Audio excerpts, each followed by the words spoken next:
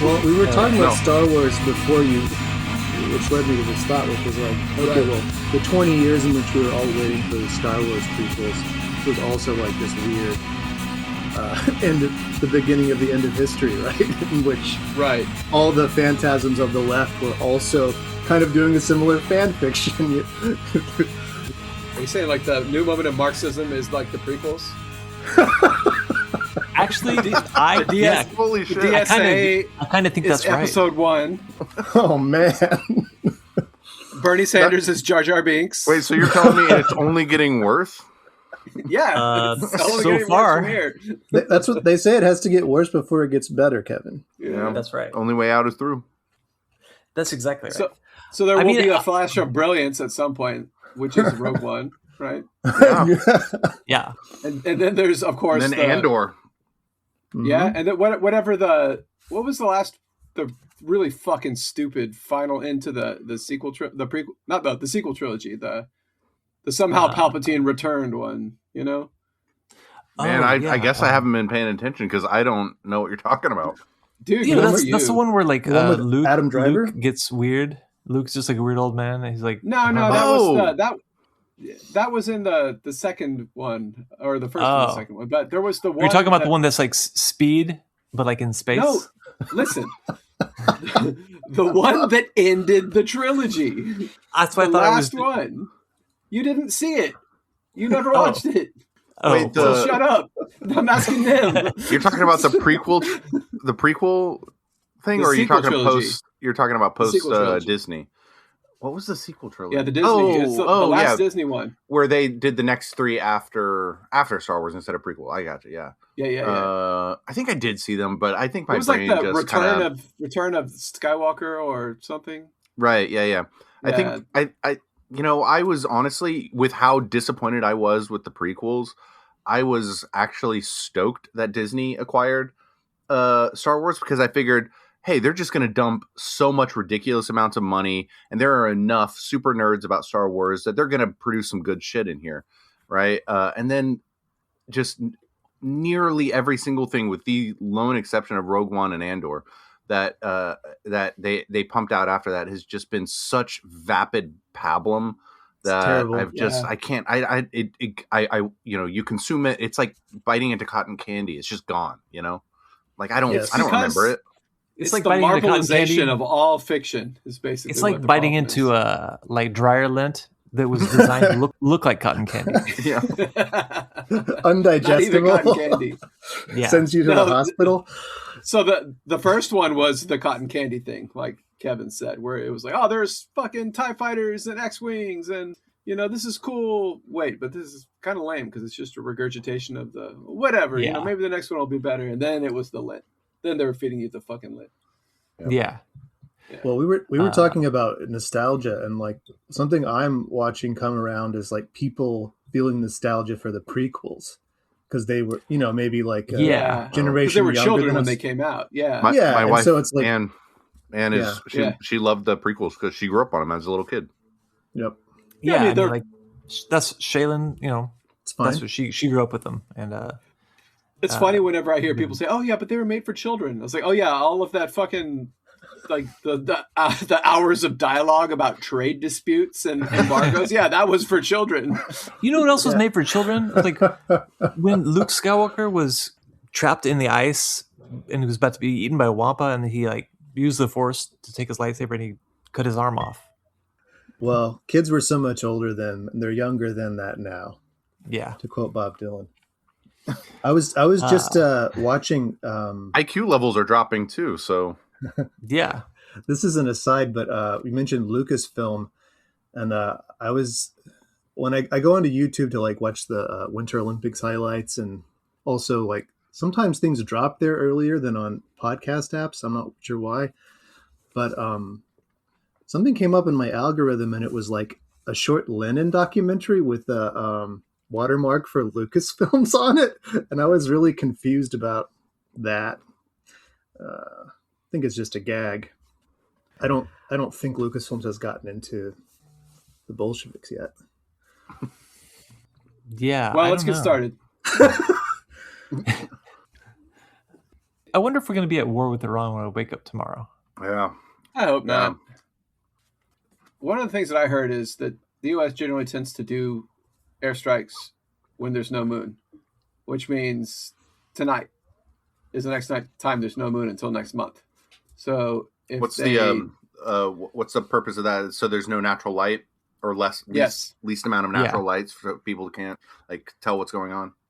Right. Yeah. And it's also the case that they've been really dishing out last meal quality steaks and lobsters and stuff for all the overseas it's also possible that is a negotiating tactic. Yeah, that's because true. That they reported it that was going to happen, you know? Right. Yeah. So like that little clip that I sent in the chat was about like the guy was saying like how frustrated Trump is that Iran is not coming to the negotiating table, and it's just like you can just see Trump's little dementia-addled brain rattling around inside of his head, thinking like, oh, but I'm feigning this big military buildup. I'm feigning like we're gonna invade, we're gonna attack. Why aren't they negotiating? And Iran is just like, we're getting backed up by China and Russia. If you invade, you're only fucking yourself. So we're not going to come to the negotiate. We're not going to, kowtow to your demands or whatever. We're holding fast to our position. But then Trump is like, he's committed the U.S. military, the war machine too much and can't walk back away from the edge once he's already committed that much into it. And you can just see him and his stupid brain thinking, oh, I'm just going to feign a punch and then they'll back away and then I'll win. And then everybody's going to be so happy with how awesome of a deal I got. When in reality, he's just, stumbling into, World War III. Yeah. I guess I kind of just can't imagine it going his way this time. I obviously do kind of hope to be wrong, but also like, something's got to give, things can't keep going this way. Yeah. Well, I mean, like they keep doing these insane, outrageous things like Venezuela and Cuba and when they were sending ships over previously that the Yemenis were attacking. They just keep doing these little strikes, like wildly illegal on, under international law and wildly provocative acts of war. But it's this quick, do this action, get the fuck out, declare victory, even though nothing's actually changed. Yeah. In Trump's world, he gets to pretend like he's created peace because he's ended a war that he started. Yeah, it's special forces and the spectacle of military might. Like, I don't think they're going to be able to direct this movie that they're trying to make right now. Right. Yeah, and so you can see in Trump's idiot head that he thinks he's doing that with Iran now, and I don't see that happening with Iran. I don't see there being we just do some military strike on Iran's parliament or whatever the fuck, and take out the Shah, and then the rest of the regime will talk to us, and then we win and we're done. Yeah. I just don't see that. That's not going to happen with Iran. Right. So they do their little strike, and then it's going to be war. And as Chris and Jason were saying in the geopolitics, Israel has killed all of the factions in Iran who want to avoid that. All the moderates, they've done away with them. So it seems like Israel is deciding the fate of the free world. Oh, by the way, I did a fact check. These are Lucasfilm short documentaries.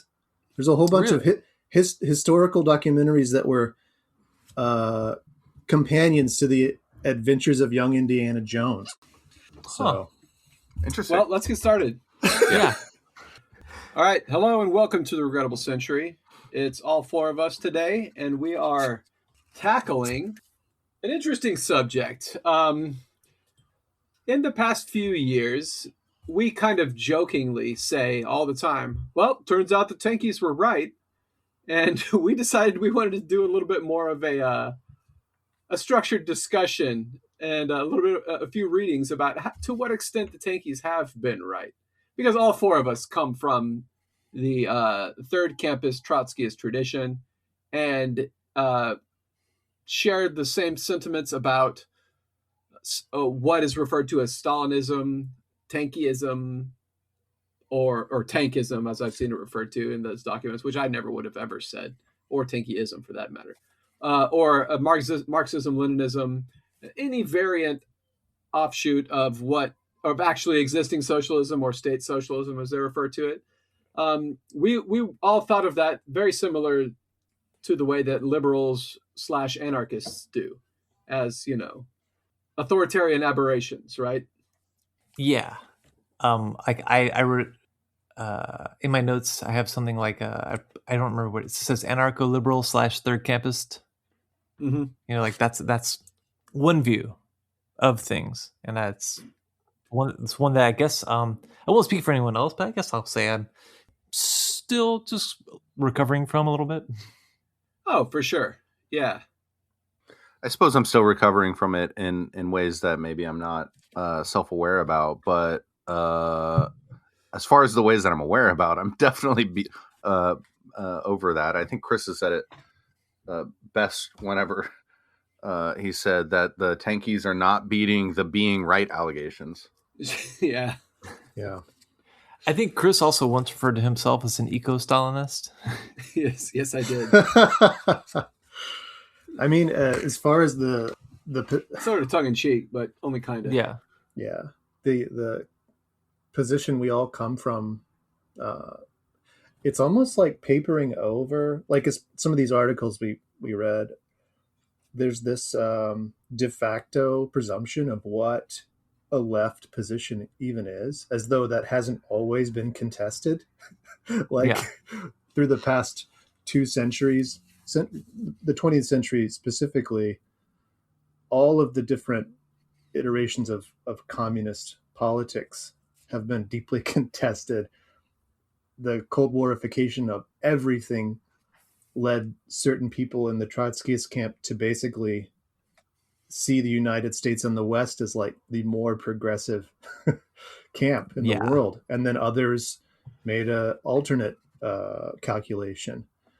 And every one of those probably have their own critiques of the side they chose. So it's like it's just a deeply liberal move that a lot of these writers make, as though the left is this sort of stable category, and that all the positions are more or less like the arc of the moral universe bends toward justice kind of thing, Yeah, I mean I've been kind of banging this drum for a little while now. Precisely these floating signifiers, that what's left in this several decades long context is like that. It's not a transhistorical thing. Like, it's not like the left is a side of everything, and that's the good one always. And the other thing is, I guess it was just when I was just saying, like, I slowly, recovering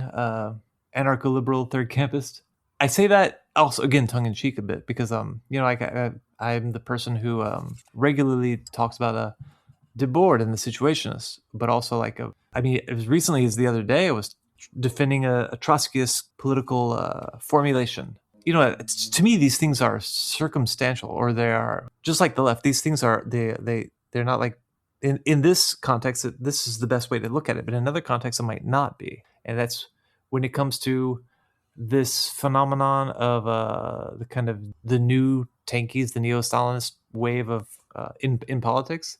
I think I might have a different conception of it, a different position on it than I might have about the 1930s. Because let's define our terms. Yeah. Okay. Because I would just very much like to insist upon the fact that we can't just presume to always have the same attitude about everything for all time. I think that's very exactly. It's a very bad way to look at history and look at everything. Yeah. Okay, so let's define our terms. Like, I don't want to just assume anybody knows what exactly we're talking about here.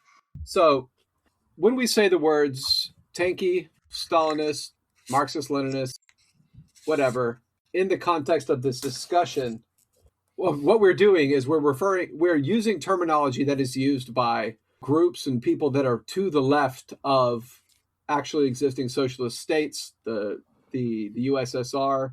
So, like I would say, like anarchists or third camp Trotskyists or libertarian socialists, council communists, whatever. They refer to the socialist movements, socialist countries, and strains of thought that come out of defending the Soviet Union in one form or another. So when you say people will say Stalinist because all forms of actually existing socialism after the advent of Stalin's rise to power are, somewhat based off of the model of the Soviet Union and are thus Stalinist. That's one way they say it.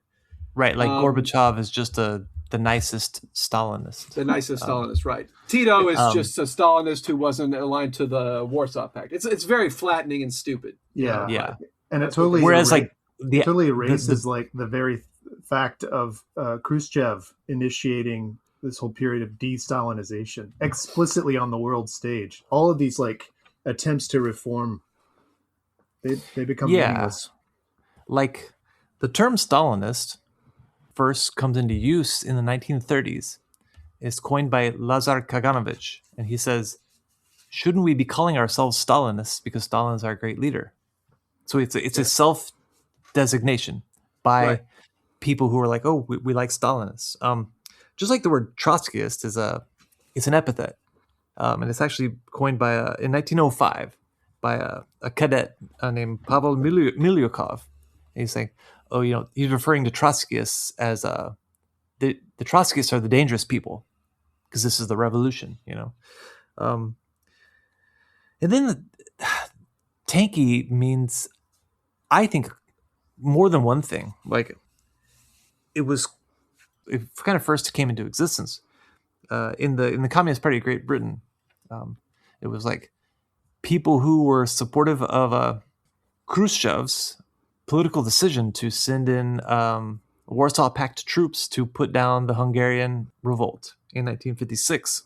But it's become kind of synonymous with, first it became synonymous with Stalinist, then it became synonymous with Marxist-Leninist. So whether you were a Trotskyist or whatever, they're all just Tankies. If you're a liberal, then they're all just Tankies. And then in today's terms, that just like, basically it's a kind of socialist who has any kind of positive feelings, any kind of admiration or defensive position about China or Cuba. I wouldn't even say it's necessary for them to have positive feelings. People just get called Tankies for opposing the United States bombing somebody. Well, that's true too. Or in our regard, I would say we are a more accurate description of the four of us is that we're invested in a project of salvage. What can be salvaged from the legacy of the Soviet Union, as opposed to just defense, or certainly not romanticization. That's one of the things that I agree that this sort of digital neo-Stalinist presence muddles, is that it's just kind of lionizing an alternatively flattened past. Yeah, okay, that's even if it happens to be correct by accident. So, I mean, in the interest of defining our terms, I think it's fair to say that the term is ambiguous and can mean different things in different contexts, depending on who's using it. I think, though, in the sense of it being in the interest of defining our terms, I think for the purpose of this conversation, it's useful to basically take it back to its roots and just say it came out of the divide within the U.S. Communist Party in British. Was it the British? I thought it was the U.S. But either way, British. Western Communist Party that in 1956, when the USSR sent troops into Hungary to put down some popular revolts, there were divides within the party, and the side that was against, against the sending of troops, called the side that was in favor of sending of the troops Tankies, derisively. And then in subsequent years, it came to become something that people who would defend the sending in of the troops would sort of co-opt and sort of rehabilitate in a sort of ironic way of saying, yeah, sure, I am a Tankie. I do support that. So yeah. I think that's a good, like, sort of category dividing line of people who were in favor of the Soviet Union and were self-identified communists, but who opposed the sending in of troops are not Tankies. And the people who were in favor of the sending in of the troops were Tankies. Like that's a clear category difference that we can sort of take it as being, even though nowadays there are liberals who use the term and just smear anybody who's to their left or whatever as a Tankie. I would also say, Chris, that your defining of everyone who criticizes people for being Tankies as being to their left is a very charitable definition. I don't know if I agree that people who claim to be in favor of broader liberalization of the political order are necessarily to the left of people who are in favor of more centralized authority and use of military to implement whatever policies. I think that's a different question than right or left. Yeah. Well, when I'm specifically talking about when the word Tankie is used by leftists, it's generally used by ultra leftists of some sort, right? Sure. But yeah, that is a good. That's kind of what I kind of mean to object to that, though, is that even calling them ultra left is it may be even generous to them, because I think they're just liberals a lot of the time, right? Not always. Well, most ultra leftists, I would say most ultra leftists are just liberals, right? It's like de facto. What's more liberal than an anarchist? Anarchism is just peak liberalism. It is absolutely the most liberal you can be.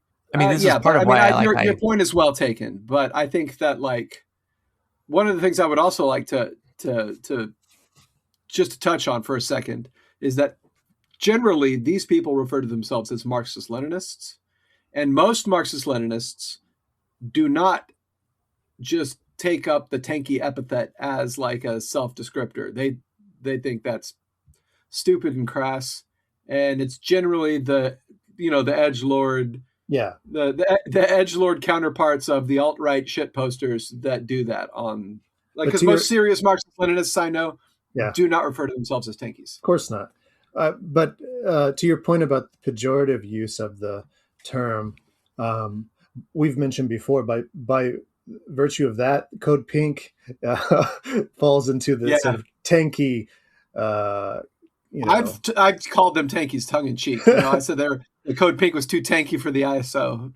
Yeah, because they keep they follow the, they have an analysis of power politics, and they're actually very fair about paying attention to both sides. They're not just whataboutists in one direction, and they care about peace. And so you can't really understand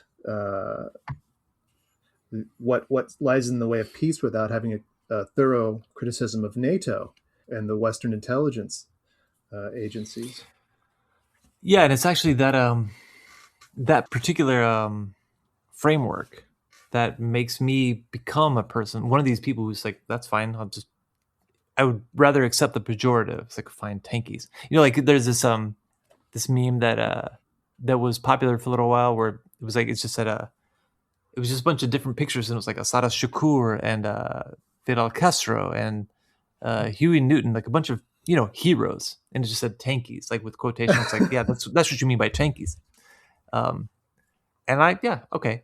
I accept that. Fine, if you want to call me that. What's more interesting, what's more useful to me is like, how do we approach this current set of political questions? whenever like they're calling for the overthrow of another government, which let's say I don't like it even, or whatever. Maybe I wouldn't like it if I lived there, but I don't live there, so I don't really have an opinion. But I do think that the general position of those who are called Tankies is the correct one, and that's fine. Call me a Tankie. I feel like all Incidentally, there's one more meme about Tankies where someone took that same concept, but they replaced all the people with like Frank Sinatra and Godzilla and stuff like that, and it's just Tankies. And I'm that kind of Tankie. Well, we've entered into this especially with the end of history. I would counter the labeling of anarchists to pure, peak liberalism in a previous era. The fin de siècle or the early 20th century, it might have had a distinction, but certainly in our lifetimes, anarchism is basically a kind of,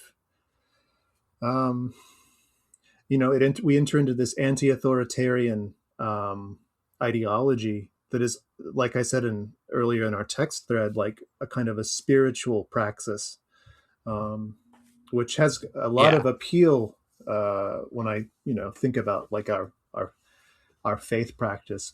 But when you get into like sober analysis of like power politics and of hegemony and of how the reality, basically the real politique, you can't answer those questions with a purely moral, all-encompassing ideology, or you can, but you're going to be limited in the analysis you can provide. I don't think that generally you can. Yeah. So like any use of state power, whether internally or, I think certainly internally is maybe the criticism of Tankie ML ideology is directed at that. And if you can't defend even in the abstract the need to exercise state military power in a real politic, contest with the West, I don't know. You're kind of out to lunch. I don't know what you're. Basically, I think it's fine. You should just like go to a monastery. Like you should sort of have if you're going to be that purist, then you should go to a different stage. Right. Build a commune and, retreat to the woods or whatever. Yeah. To be fair and to give the anti-Tankie division their flowers, we did read one article. Jason, where was this article? Which one was that one? Is that the Europe Solidaire? Yeah. Yeah, that was it's called New Tankies and Digital Neo-Stalinism.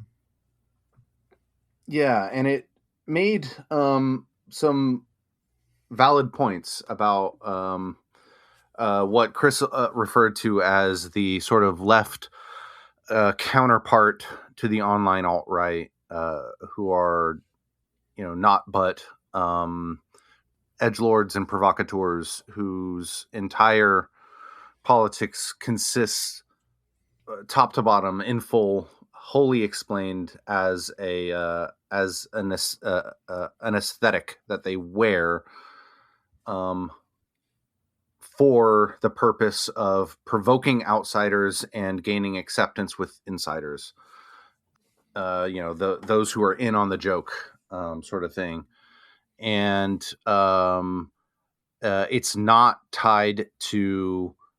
This would be, I think what Chris, you were saying is that the people who positively accept the term Tankie and wear it proudly tend to be this type of person who are like, their politics are not one of engaging in the world and constructing a collective entity of any kind that has the purpose or intention of intervening in the world and changing anything in any manner. Rather, their entire purpose is to get a reaction out of people and do it for the lulz or whatever. And this kind of aestheticization of politics is a huge problem, and it's not helpful, it's not useful, and it's not oriented toward human emancipation. The counterpoint that I had in mind while reading this article was, yes, but I would defy you to find almost anyone whose sort of entire personality is their politics, for whom this criticism doesn't, land. Yeah. We're unfortunately in a moment where there isn't a collective project for human emancipation that exists in reality for people to plug themselves into, to engage in a concerted action toward some tangible strategic goal, while they sort of on the side work out their theoretical differences amongst themselves. Instead, everybody's identified by their theoretical differences, and they all like fight with each other over who's in which camp. And they don't give a shit about working together because there is no tangible collective project to throw themselves into. Actually, that's that's why I put this one at the top. I like this part a lot. I want to read this from that article. It says, neoliberal hyper-identitarianism is also paradoxically very present in these online niches. Through bio-abbreviations like Marxist-Leninist, Zapatista, Titoist, Accelerationist, Georgist, digital militants identify themselves as belonging to one or several left-wing sub-tendencies, removing any kind of historical, geographical context from that identity and ignoring potential ideological contradictions. This type of expression also reflects the fragmentation of the global left, where transformative projects have given way to identities disconnected from concrete experiences of class struggle. Another central factor in understanding this Neo-Stalinism is the socio-political context of the United States and other centers of global capitalism, where these subcultures originate. The experience of the American left in particular is marked by an absence of any real expectations of socialist transformation.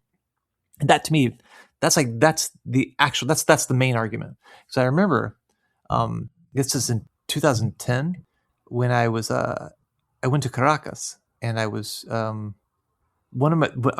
thing I was struck by very immediately when I was just walking through the barrio 23 Enero. There was a mural with Rosa Luxemburg's face painted on it, and then on the other side of that same kind of walkway was Che Guevara, and then there's a portrait of Stalin, there's a portrait of Mao, there's a portrait of Trotsky. Like, I was like, wait a minute, this doesn't make sense to me as a seasoned third camp American left activist, because for me, this particular way of identifying was too contradictory. But for the people in Caracas, these are just revolutionary figures from the past. That's it. They're like, yes, we are revolutionary figures from the present. We like revolutionary thought. We want to use it, and we're also going to have our own. That's it. Yeah. But for me, it's like, it was the first time in my life I had to actually confront how warped and inadequate my understanding of politics really was. Yeah, I mean, I think the memification of these really silly Stalin did nothing wrong accounts that for some reason I'm flooded with whenever I go on to Instagram. It's like a tip of a spear that has no larger apparatus. There's nothing. It's tethered to nothing. And I think that the key, the closing paragraph of this article lays out why. He says that the phenomenon of new Tankies is a product of the historical defeat of the left. Far from constituting a coherent movement, they are a cultural expression of aesthetic nostalgia and political resignation. So this is something that, and it's just one symptom of a larger problem, right? Tankies or whatever this is, the online presence of neo-Tankies. That's just one identification.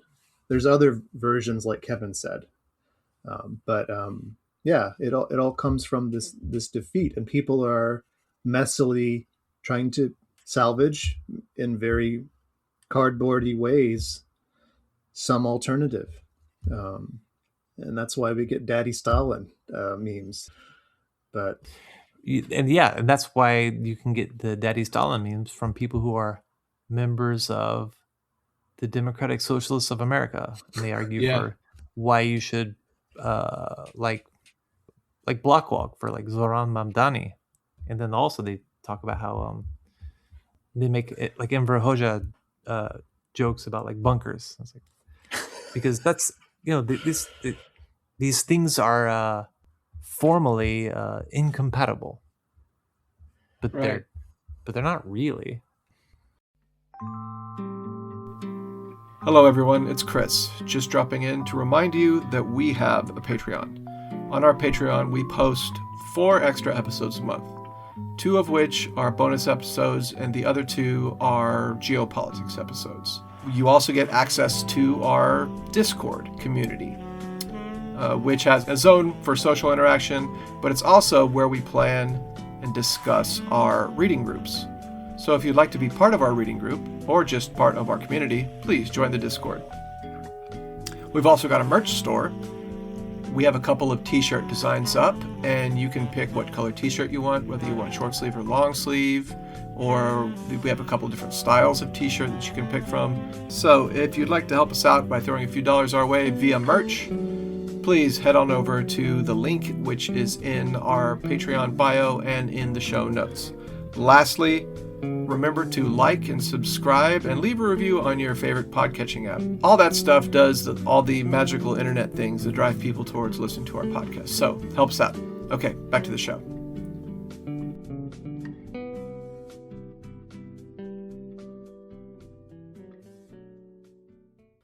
Well, underneath all of this... Oh, sorry, Chris. Just quickly, underneath all this is like...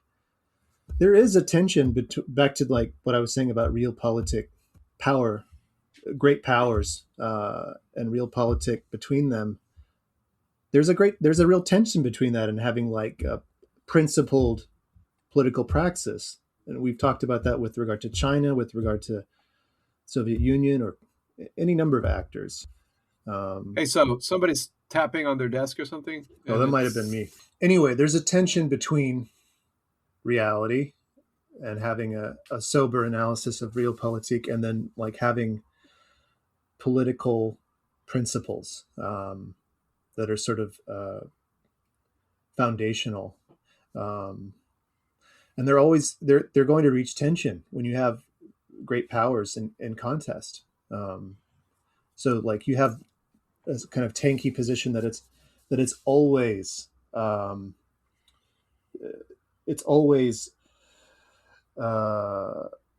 unacceptable for what am I trying to say? For national sovereignty to be disturbed from a Western imperialist position. Yeah. And yet there are messy circumstances in which they support intervention from the USSR, or at least internal intervention. And those are not the same. I'm not saying those are one-to-one, but there is an argument in which socialist state intervention is acceptable. And I mean, that to some that betrays like a socialist ethic, except that's looking at things from a purely abstract place, in which every incident is the same, every moment in history is the same, and we're only like struggling with socialism from like a bubble. There's always this tension between reality and principles. That's why I like the term actually existing socialism, as opposed to ideal. Like, let's say there's the Platonic form of socialism, and then there's the messy, warped approximations of the form that we're trying to perfect, trying to make more like the form. Right.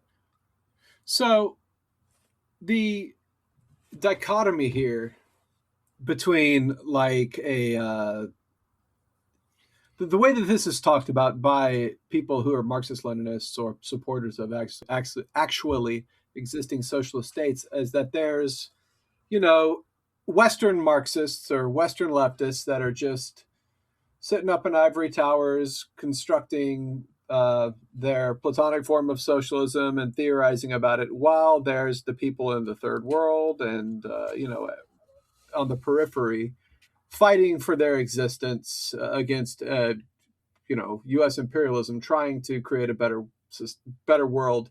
And they're actually doing the work and everyone else is just criticizing them. And I think that in the 1960s and 70s and even the 80s, yeah, that's probably there's probably some truth to that accusation. Now the debate has shifted, and most of the time, the countries that people get called Tankies for not wanting America to bomb are not socialist countries, right? Yeah. Or have a tenuous, connection to socialism, like the Ba'athist Party in Syria had long since abandoned its claims to create a pan-Arab socialism. And yeah, I mean, they did have some welfare and whatever. They had neoliberalized their economies as well. All of the Ba'athist states did, right?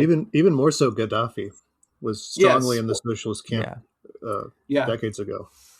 And I think that these this neoliberalization of Syria's economy, mm-hmm. or Libya's or Algeria today, it's you are right to call it tenuous connection to socialism. Yeah. So the criticism that you come across in reading this stuff is that leftists who don't want the United States to bomb Libya, Cuba, don't want the United States to kidnap Maduro, don't want the United States to bomb the Islamic Republic of Iran, or the Houthis or whatever else, are just lionizing repressive regimes because they hate America so much. They're so not Eurocentric, I guess, whatever. So they're so self-centered in their criticism that they don't think that any of these countries have their own agency. And that's like a form of racism in itself and a form of sort of reverse American exceptionalism. Right. One of these that we read went so far as to say that this person abhors the idea of the United States intervening, but I'm not going to shed any tears if the United States bombs the Syrian government and gives the Syrian people a reprieve from barrel bombs or whatever. And actually, the United States is helping the Kurds, which I think in retrospect now, no one really would take anything like that seriously. Either on the CIA payroll or doing their work for free. Or doing, It's very doing spook work for free. It's very reminiscent of my brief time in the ISO with you all. Was hearing these. Basically, you can't follow through. It's just kind of tiptoeing around. It's a little bit of this, a little bit of that. I'm not going to follow through on any of these things to their logical conclusion. And, it's like you're not taking responsibility for your position. So, I mean, the thing that frustrated, so in all of these articles that we read that were, the problem with Tankies or whatever, that really irritated me to no end, one after the other, was this notion that if you're really on the side of human emancipation, then you must support big, gigantic air quotes.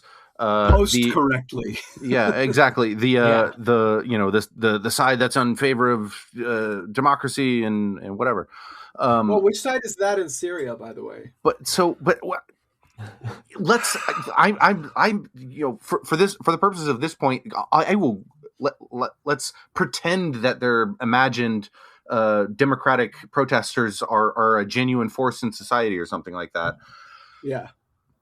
What the fuck do you mean support? What does that mean? That's a very good question. It's to go back to that the criticism of Tankies in that first article. Does it mean wearing an aesthetic in your posturing in front of other lefties that you interact with on the internet or in person? I'm on, it's like wearing the jersey of the team, of a player on the team that you are rooting for. Like, that's your support. Great. Yeah. Real fucking important that you support the right side. If what it means to support the democratic forces means that you are helping as a citizen of the Western powers that are engaging in an overt, explicit act of imperialism, you are helping to lend left cover to that act, then your gigantic air quotes support is doing nothing but aiding imperialism. I don't care how justified the protesters or the democratic forces may be. You are engaging in you are lending a hand to the U.S. empire. Period. End of subject. Yeah, let's get into that for a second, right? Let's talk about Hungary in 1956, right? Okay. There was an element of genuine protest against the communist government of Hungary. They set up workers' councils. They had economic demands. They had demands for, workers to be able to have more power in their workplaces. They had demands for there to be like more democratic input into the way that society was run. And there was also demands put forward to leave the Warsaw Pact, and some of the protesters started attacking the military and the police, right? Now, what we have found out in retrospect, and this is something that the Tankies had always said, and that I was, certain that there was probably a portion of truth to this, is that this was all manufactured by the CIA. It turns out that the student protests were not manufactured by the CIA, and the demands that the students put forward, which were, could have been reforms that were made within the structure of the existing communist state without too much trouble, those were all tolerated by Khrushchev and the Hungarian government. And there was, a process of sort of negotiating going on, but that there was also the people like Imre Nagy, Right. But there was also a former fascist collaborator who was married to the daughter of the Gyula Gombos, who was a Hungarian fascist party leader, who was in prison, was released during the Khrushchev thaw, and then immediately joined the Communist Party and became an apparatchik, a low-level apparatchik in the state. And as soon as these protests went off, he began leading the most violent opposition to the Hungarian state. And what the JFK files has showed us that have been released since last year, I guess, it was last year when Trump released them, is that this guy was in contact with the CIA, and that the CIA and MI6 were training former fascists and other dissidents, not just fascists, in the mountains of Hungary to be able to carry out commando attacks against the Hungarian government and police. And that the CIA and MI6 poured tons of human manpower and money and weapons into the Hungarian Uprising of 1956 in order to hijack it. Well, I mean, before it was the Hungarian student protest of 1956 until it became the Hungarian Uprising of 1956. And so what we have here is evidence that, and this we didn't have this listed here, but the same thing happened in East Germany in 1948. Was it 48? The workers' uprising in East Germany in 1948, where I think it's in 53. 53. It was in the late 40s or early 50s. I don't remember exactly. Yeah. There was a economic demands put forward by workers or students that ended up being hijacked by Western intelligence in order to destabilize or overthrow the communist government. And then, of course, the communist government in East Germany, but more so in Hungary in 1956, clamped down on them And that was when Khrushchev sent tanks into Budapest. And, something like 700 Soviet soldiers died, and a certain number of Hungarian soldiers died as well in combat with insurgents armed, funded, and trained by the CIA.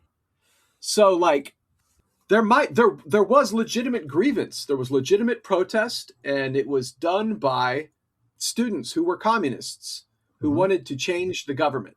And it was hijacked by the West and turned into something that threatened the established order. Now, was the established order awesome? No. But what it wasn't was actually being challenged by organically, Right. Yeah. So, and you could look at Hungary in 1956, looks a whole lot like what just happened in Tehran. Yep. There was a economic protest touched off by the middle-class bazaar merchants in Tehran because of the destabilization of the currency by the United States, which caused the Iranian currency to collapse. And there were protests in the streets with economic demands. And then somehow some people wearing all black, kitted out with fucking Israeli and American weapons, decided that they were going to start attacking. That it's the same thing happens over and over again. And while it is true that there are legitimate protests against governments that are less than perfect, and sometimes just not even good governments, but they're hijacked by Western intelligence to destabilize them. So it really presents a conundrum to us, right? It does, yes. It presents a conundrum to us. Like, yes, I support the Iranian people's right to self-determination.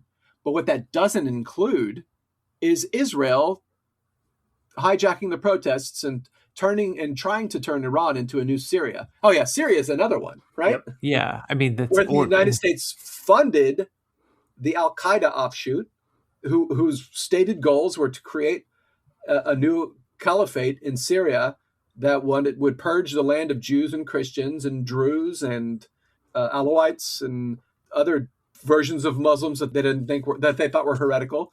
And that's who the United States funded to topple Assad. And that's who is in charge of Syria right now, is this group. And they have carried out ethnic cleansing against Alawites, and they have attacked Druze, they've attacked Christians, they've attacked, Kurds.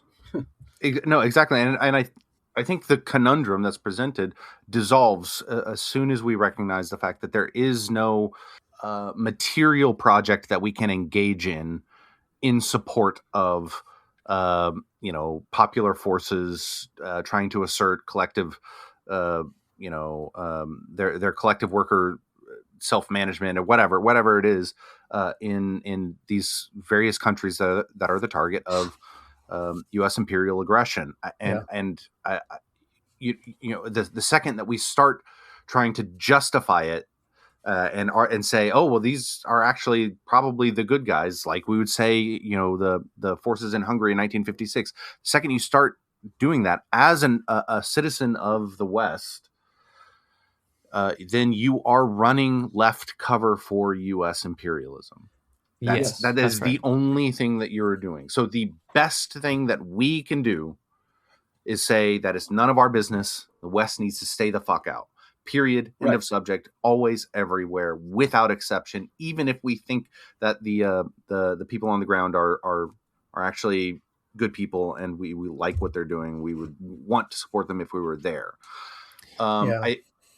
I think as an academic exercise in good socialist governance, we can think through what Khrushchev maybe could have done differently in a situation like that, where he could go in and use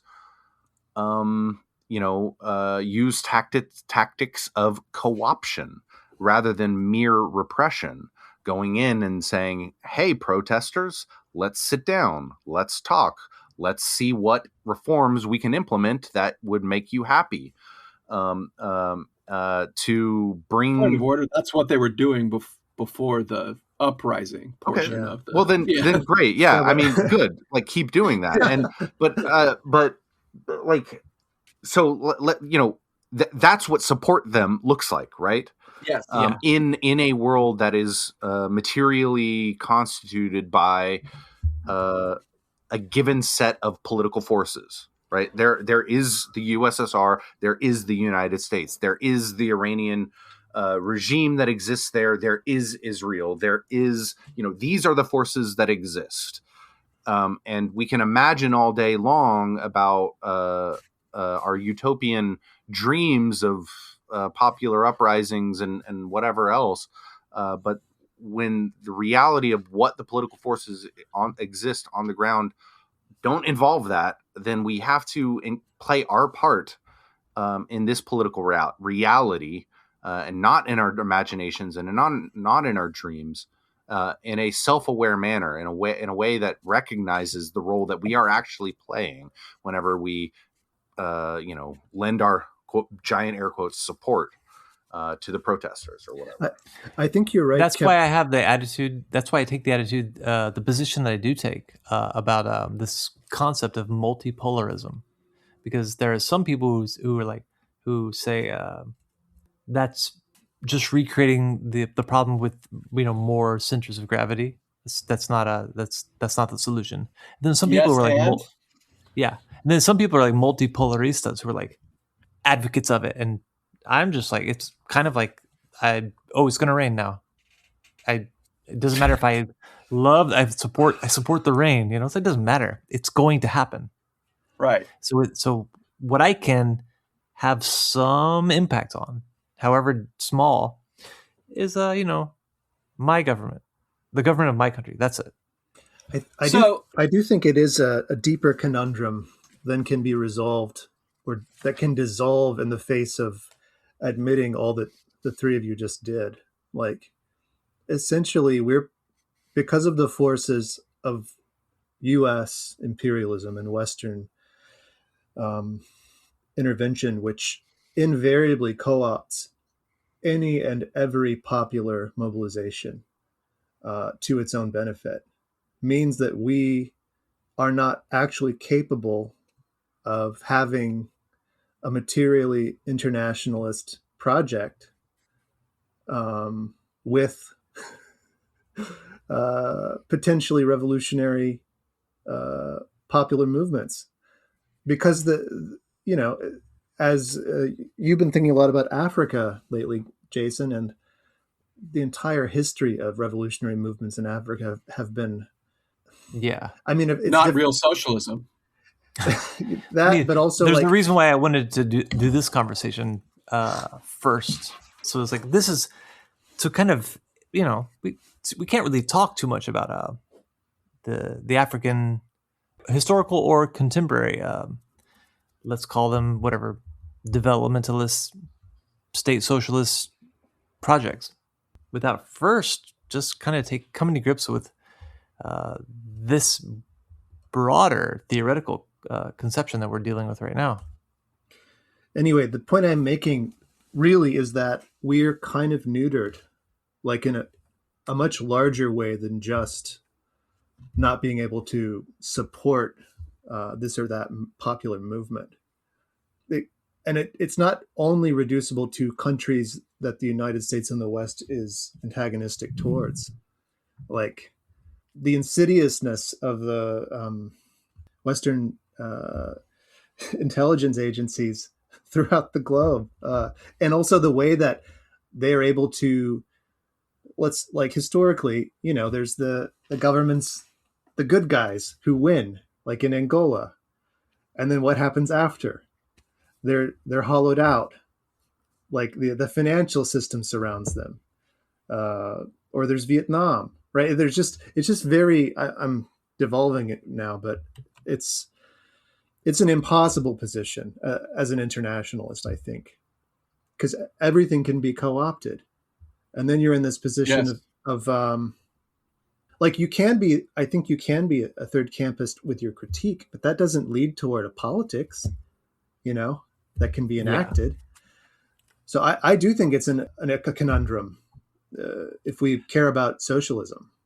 So all of this stuff that we read, which was from Third Campists of some sort, just underscores to me something that we've been saying for a while now, is that there is no third camp. The third camp is it's a fiction that's rhetorically useful when you're trying to recruit young liberals to your campus socialist organization. You know, it's like, I don't know how many times I read through this stuff that's like, oh, well, you see, you can't oppose American imperialism in Ukraine because Ukraine has the right to defend themselves. Like, that's sure, Ukraine has a right to defend itself. That's absolutely true. But is Ukraine defending itself when it's got the United States' hand up its ass, is making its mouth move, you know? No. Puppet states can't defend themselves because they are puppet states. They're acting on behalf of the West. And the critique that statement would get me is that I am not giving the Ukrainians, I'm not acknowledging their agency. And I think that's a cop-out. That's bullshit. That's trying to apply identity politics to nations, to states, as opposed to, I mean, like, think about this. Like, most Americans do not agree with the United States government when it goes into war. And we always make the case as leftists that it's our government going to war against the will of the people, right? So if the United States does that, does that mean we have no agency and that people aren't giving us our agency? No, what that means is we don't have any fucking agency, and that's the point. Yeah, the United States, that's exactly right. The agency of the people of Ukraine has been taken away when their government agreed to become puppets of the West in 2014 with the Maidan coup that took power from a democratically elected government, in as much as democracy has ever existed in Ukraine. And started acting on behalf of the West, right? One of the articles that we read said that Ukraine posed no threat to Russia, and that they only acknowledged that NATO had some missteps in the East. Rather than some missteps. NATO was actively trying to provoke Russia into a quagmire in Ukraine. Right? Yeah. You know who ignored the agency of Ukrainians? Victoria Nuland, Hillary Clinton, Barack Obama. Yeah. There's that wonderful recording of Victoria Nuland ignoring the agency of Ukrainians by selecting who would lead the country after the coup with the American ambassador on behalf of the Obama government. Yeah, and there's reverberations. It's interesting to read about this, and all the reporting that you've been sort of synthesizing on the geopolitics about the Azov Brigade and everything. This sort of return of the fascist movements, the restoring of the fascist, just like with this really quite good story on what the JFK files reveal about Hungary. There's this. It's still continuing. It's still playing out. The restoration of fascist and then neo-Nazi, decades later, neo-Nazi factions. The CIA loves fascist militias. It's their main jam. They love empowering fascist militias. Yeah, they didn't just stop with the Operation Gladio era. Like, no, they've basically been fascist and fascistic, whatever, right-wing authoritarian formations in a political / military sense has always been their go-to, and it still is, even today. Right. So one of the things that this one article said, I think it might have been the one from The Intercept, which is generally does pretty decent reporting, but this is from the early days of the invasion of Ukraine, where they say that Ukrainians have repeatedly rejected neo-Nazism, and that the claims that Putin was making about neo-Nazism in Ukraine were false, completely false.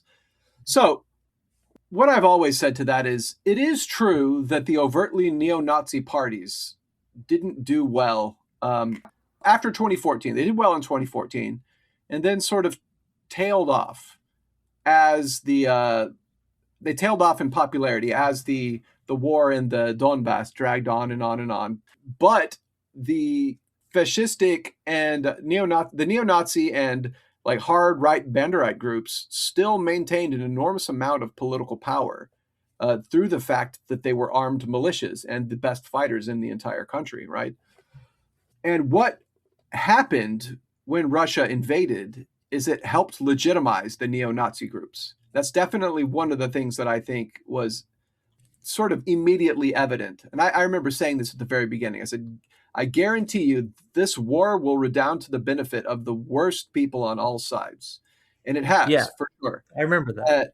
Now the neo-Nazi militias in Ukraine are not militias. They are corps of tens of thousands of troops that make up the backbone of the Ukrainian military and have an immense amount of political power and meta-political power as a result of their actions in the defense of Ukraine. But what was always there in Ukraine since 2014 was an underlying current of ethno-nationalism that had been wholesale adopted by the mainstream politics of the country. And when I think I've always said that the denazification idea that Putin puts forward, the idea that they needed to denazify Ukraine, was always a sort of ham-fisted way of saying they want to smash Banderism. Because Banderism, in all of its forms, there's liberal Banderism, and then there's neo-Nazi Banderism, like Azov, the Azov movement, which is much more than just a battalion anymore, or a brigade even. It's the Azov now has 2 corps, and beyond that, a massive political network that it expands all the way through Europe and even touches in the United States. But they have a lot of political power on the ground in Ukraine specifically. But it stretches from Azov on one end to, say Zelensky's political party on the other. The Banderite movement is a Ukrainian ethno-nationalist movement that even the most liberal ethno-nationalists in Ukraine still want to Ukrainianize Russian speakers. And, there wasn't quite a genocide going on in eastern Ukraine, but what there was wholesale retaliation against Russian speakers for the uprising that happened. That definitely happened. And there was a cracking down on Russian being spoken in public and on the radio and on TV. It wasn't illegal to speak Russian, but it is discouraged, and they took away. They started requiring that Ukrainian be taught to children in schools instead of having Russian-speaking schools and stuff like that. And it's sort of been accelerated since the invasion. But there are still, like Azov Battalion are largely Russian speakers because they are all taken from the dregs of industrial society in eastern Ukraine. These poor, dejected people that were attracted to hooliganism and crime before the Russian invasion, and are now part of a massive movement that pays and feeds and houses them, and has made them, has taken them from being sort of second-class citizens, Russian speakers from the East, and turned them into the best and the brightest that Ukraine has to offer for the defense of the country, But so there was an official political rejection of explicit neo-Nazism, but there was not any kind of rejection of ethno-nationalism. And there was a conscious embrace of it. Actually. The conscious embrace of ethno-nationalism, and I think that's what the Russians mean when they say they want to denazify. Is they want to remove Banderism from Ukrainian society in all of its forms. The denazification, of course, is just Stepan Bandera collaborated with the Nazis. He ran a fascist organization that collaborated with the Nazis, that participated unprompted in the Holocaust. And these are the people that they name squares after, and they name buildings and streets after. And liberal politicians have posters of Stepan Bandera in their offices. It's like, forgive me if I mistake these fucking people for Nazis. And then the diaspora in Canada gets a wake up call God. When they think it's like a different reality. And they're like, oh, it's totally fine in Canada too for us to have commemorate all these Nazis. Yeah, well, I mean, the people that settled in Canada after World War II were people that were collaborating with the Nazis, and that's why they had to leave. That's because they were going to be killed by the Soviets. And people will say, yeah, but there are right-wingers in Russia too. Yeah, no shit, there are. The Russian regime is a right-wing regime. They have neo-Nazis in Russia also. That's true. I think that that's probably true. But I would say, though, that there is a distinction to be made. Like, there are ethno-nationalists in Russia who support Putin, and then there are more radical neo-Nazis who despise Putin because they want to balkanize Russia and have Russia be only for white Russian speakers who are ethnically Russian, and they want to push off all of the Eastern Asiatic peoples into their own republics. And they want to push out all of the Asiatic and Caucasian people that have immigrated into Russia back into their republics, their constituent republics or whatever. And Putin cracks down on those people, and they hate Putin. So a whole bunch of them have fled to Ukraine and are fighting in Russian volunteer units because they want to destroy Russia and balkanize it into little ethno-states. And they get lionized and lauded by the West as, fighters for Russian democracy and fighters against Russian colonialism. Yeah. And you don't have to take my word for this. Look up the Russian volunteer. What are they called? The Russian Volunteer Corps? The Russian Volunteer Corps, yeah. Far-right paramilitary force comprised of Russian citizens based in Ukraine.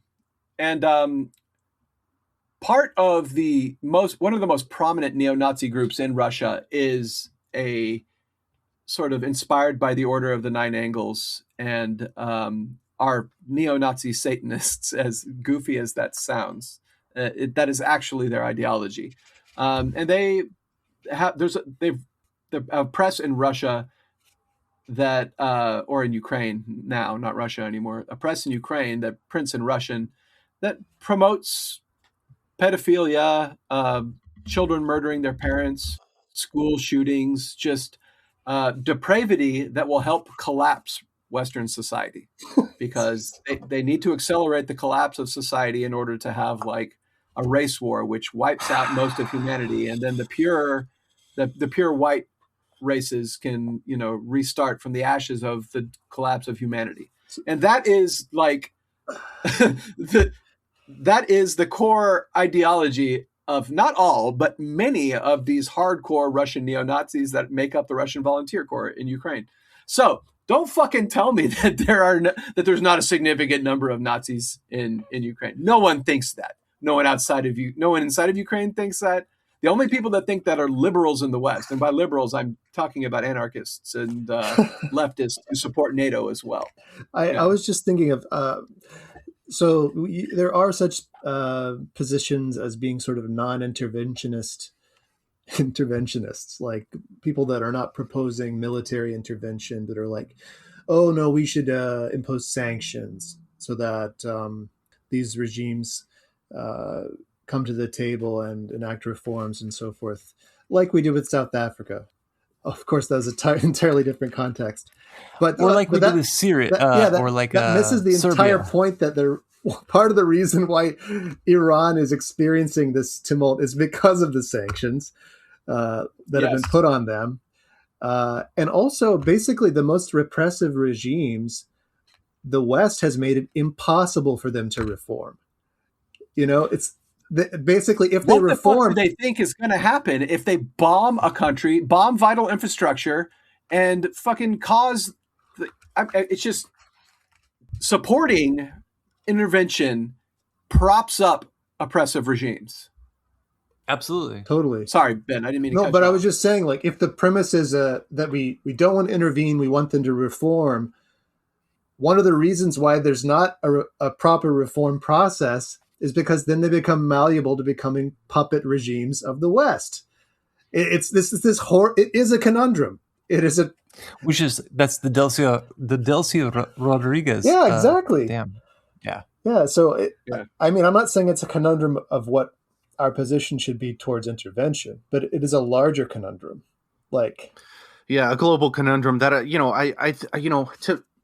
to be as fair to look, to be fair to my past self, right? As a member of the Third Camp, a Third Campist organization, right, is that I had a sincere belief in, bottom up international worker power.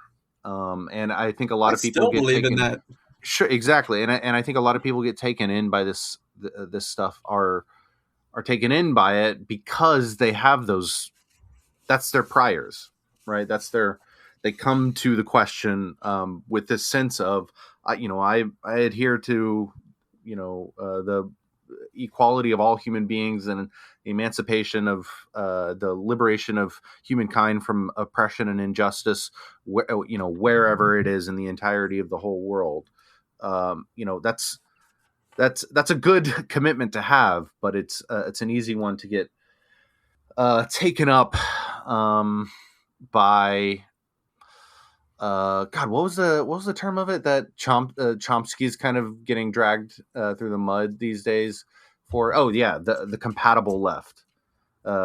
It's an easy posture that can be taken up as by Western imperialism as running left cover for it. And all of these things also do things like they call Russia's invasion of Ukraine imperialism in this very like hand wavy fashion that in the same way that people will refer to any authoritarian right wing government or tendency or attitude kind, they'll call it all fascist in the same way that they call anytime a country invades another country, that's imperialism.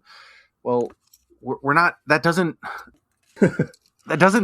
tell us what is it doesn't actually describe the situation, and it does not allow us to accurately respond to it.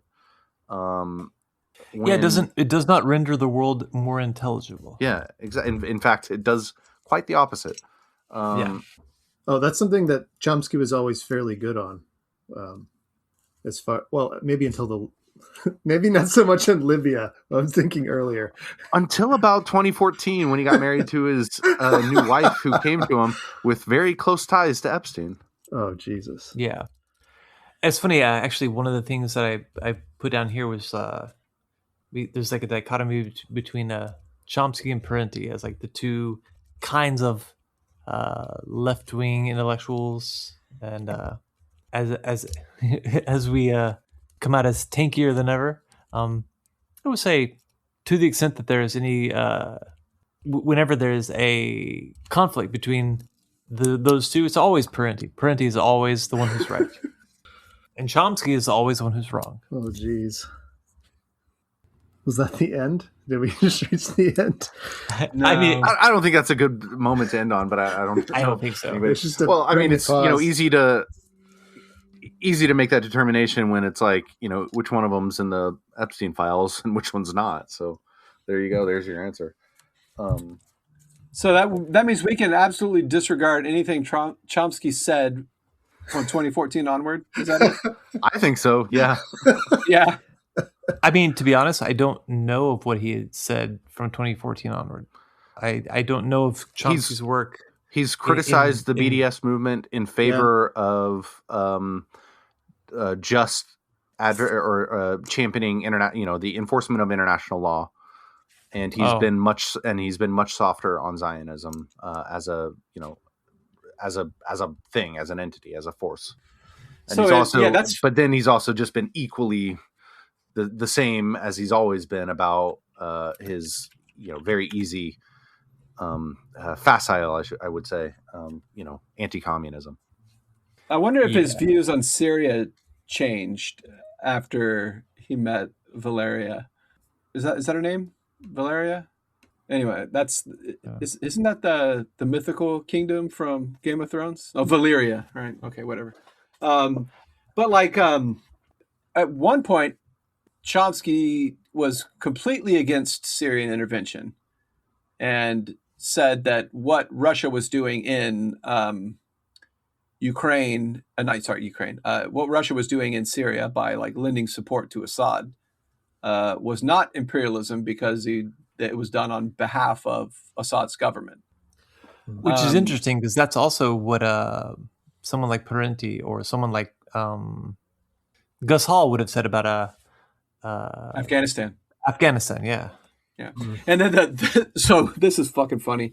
In an article that we read, one of the persons mentions that and he said the same argument could be made about the United States and Vietnam. And I'm like, no, it fucking couldn't, because the puppet government in South Vietnam that nobody supported, that was put in place by the French and backed up by the United States, was the one that called for the United States to come to South Vietnam, not the majority who wanted independence that was based out of the North. Which article was that? It's long been known that the U.S. State Department are okay now or whatever. Yeah, it's long been known that the U.S. State Department, the formal position is that if Vietnam was allowed to have free elections, Ho Chi Minh would be the president of a unified Vietnam, which is why we can't have that. Yes, exactly. It was such a bullshit argument, and it was the most liberal thing I've ever seen. And of course, it was published in an anarchist journal, and the person... Okay. I didn't read the that person who said it was like, talked about themselves as an anarchist. But what was I going to say next? There was something, a point that I was going to make. Oh, is that the one from the Anarchist Library? Yeah. Oh, yeah. Well, I was just going to answer the question about Chomsky's stance since 2014 on Syria. The only one that I know of is that he was actively, affirmatively, vocally in favor of U.S. military presence in Syria to protect Rojava. Right. So that's what a bad guy would advocate. So yeah, I mean, like he criticized. He signed petitions for it, and he criticized Trump's 2019 decision to withdraw those troops. So I mean, like the Kurds absolutely got screwed by the United States in Iraq and again in Syria, because we used the Kurds as we armed and funded the Kurds to fight ISIS and sent special ops people before we actually sent U.S. troops to Rojava to fight alongside them against ISIS and against Assad as well. But at the same time, we armed the Al-Qaeda in Syria, which they changed their name. First they were Al-Qaeda in Syria, then they were the Al-Nusra Front. When the CIA was funding them to fight against Assad and the Kurds, they were the Al-Nusra Front. And the Pentagon was funding the Kurds to fight against Al-Nusra and ISIS. And having the United States hand in at all is going to make things worse. So it was Jabhat al-Nusra, which is the Al-Nusra Front, and then it was Hayat Tahrir al-Sham. That was HTS, and that was the government that is in charge of Syria now is essentially Hayat Tahrir al-Sham, which it comes directly out of elements of Al-Qaeda in Syria and elements of ISIS that defected to Al-Qaeda in Syria. And interestingly about that, we didn't even talk about this, is the people in... Okay, so there isn't much to defend about the Assad regime, right? Not much to defend there. They were incredibly corrupt, personalist dictatorship that used the Palestinians as like a wedge when they needed to, and then actively cracked down on support for the Palestinians when it suited them. They allowed the United States to use Syrian territory for extraordinary rendition and for strikes during the multiple different versions of the war on terror. They used Hezbollah to help defend them, and then sold Hezbollah out when they didn't need them. You know, it's just, Assad was a piece of shit. Absolutely. He also tortured his own people, whatever. He sucked. But pretending like the Syrian Democratic Forces, quote unquote, were primarily just good Syrians that were trying to instill democracy, and that there was only and to characterize them as Islamists is just playing into Islamophobia and using neocon rhetoric. That's what one of these articles we read said, is absolutely insane. That's total bullshit. The most organized and largest groups were Islamist groups, and Hayat Tahrir al-Sham and Jabhat al-Nusra were like prominent among them and were well armed, funded, and trained by the CIA. Right, and like it's long been since Tankies established said at this that, and point. they were right. Yeah, actually, that kind of gets to something I wanted to. I don't know if we still need to actually talk about this, but what are some tanky positions in the present moment that we were like, I don't know, actively discouraged from, that maybe I think are worth talking about now? Like one of them is what you just said about Assad in Syria. Okay, so I mean, the Tankies, whatever, might get some things wrong, and lionizing Assad is probably not correct. Lionizing Putin, probably not correct.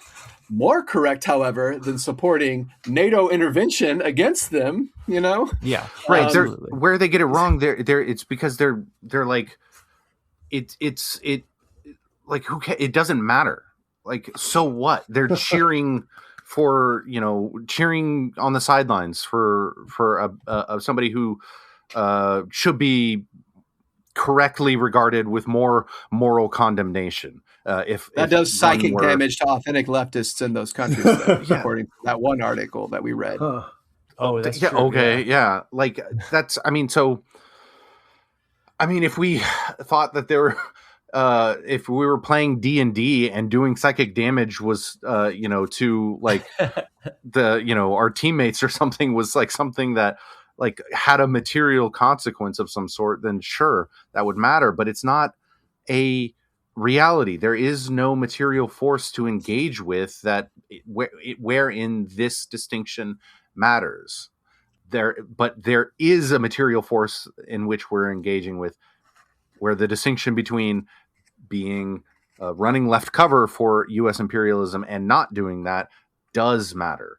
So it comes back to the point that there is no third camp, and we just have that.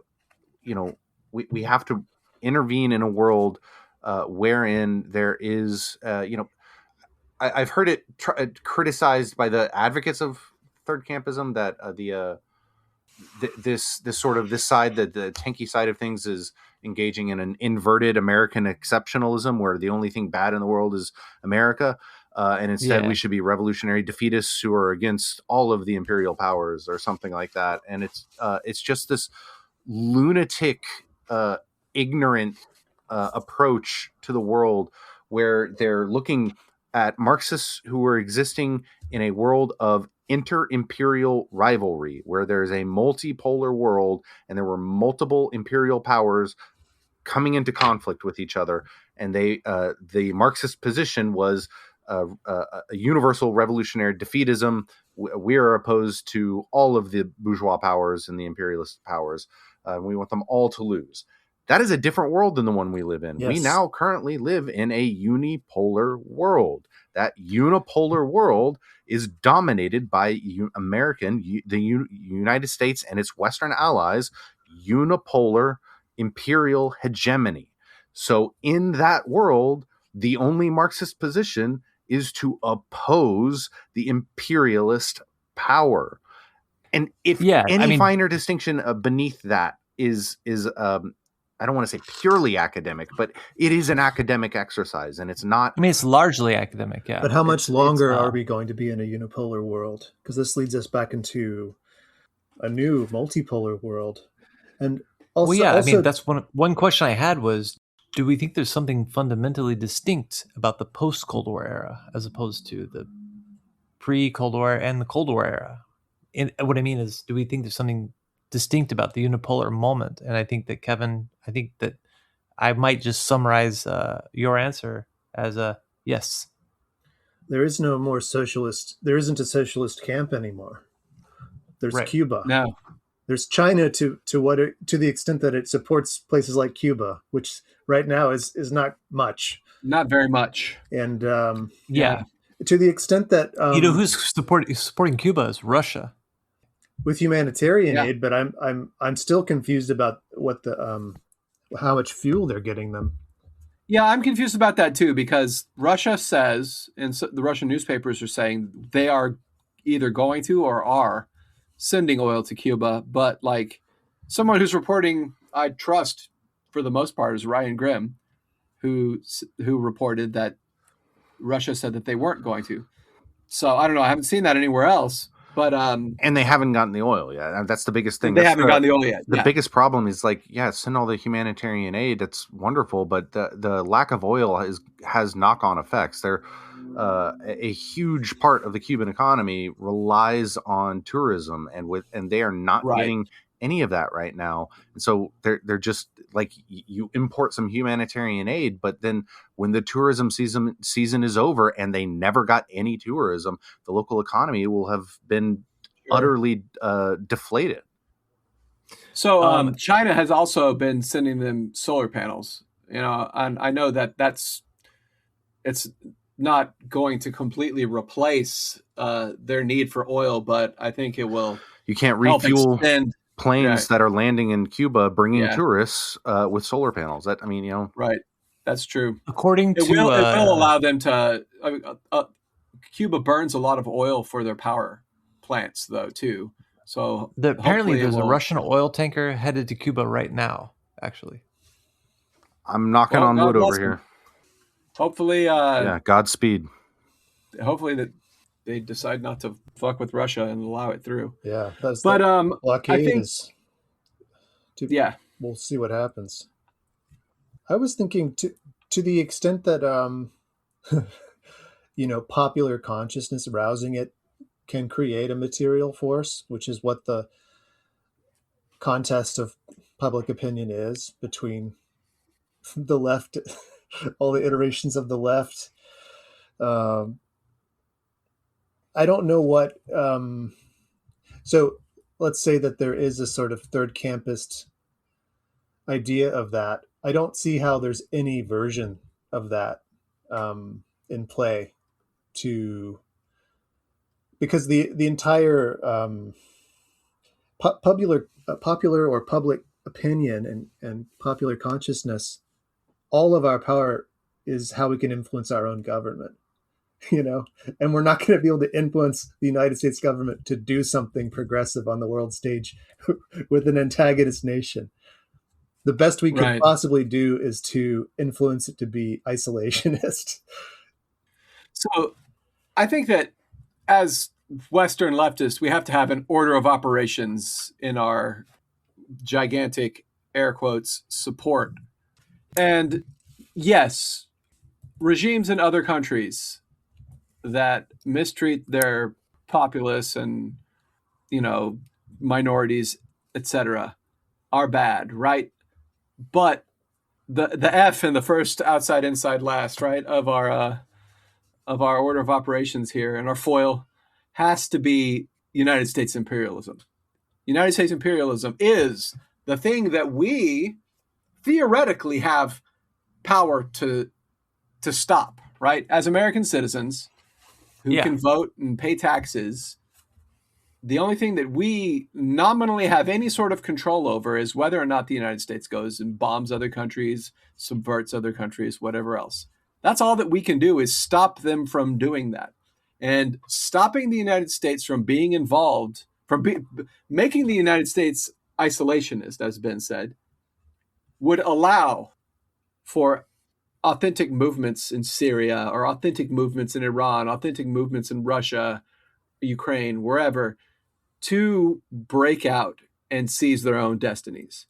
As long as the United States is threatening, has a cudgel that it's threatening Iran with, and Israel too. The United States is proxy in the region, Israel, that absolutely depends on our money and weapons to be able to carry out genocides and acts of aggression on 7 countries in the last year, right? As long as the United States and its proxies have a cudgel over the heads of these nations, then they will always have something that solidifies them in the face of their own populace, right? Like, I think that, what do they say? That opposition to the Iranian regime evaporated during the 12-Day War, and people became united as Iranians against fucking Israel and the United States. And that's what we've always said, is that the United States needs to take its hands out of its puppets and lay down the cudgel and allow countries to actually have self-determination in order for it to be something that we can actually, like, gigantic air quotes, support.